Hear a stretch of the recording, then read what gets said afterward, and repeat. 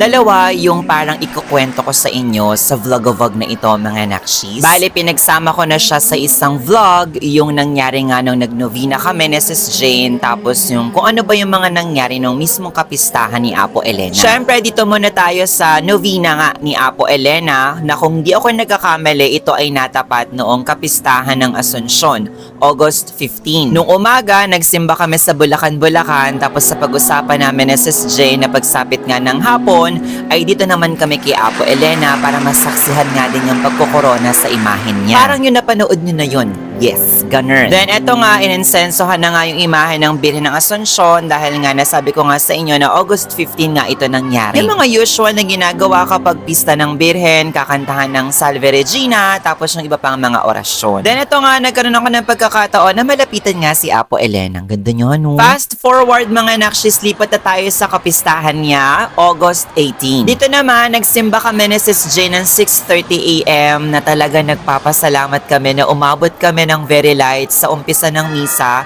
dahil nung dumating nga kami, inaawit pa lang yung papuri sa Diyos. Though, oo, late pa rin naman kami, pero 'di ba, at least sa layo ng pinanggalingan namin, tapos sa dami ng dinaanan naming mga lubak-lubak at ginagawang daan, talaga namang pinahintulot pa rin ni Apo Elena nang umabot kami sa misa. Pasalamat talaga ako. Syempre, makukot pa rin yung attention natin ng mga bulaklak at mansanas dahil nga mahilig tayo sa bulaklak.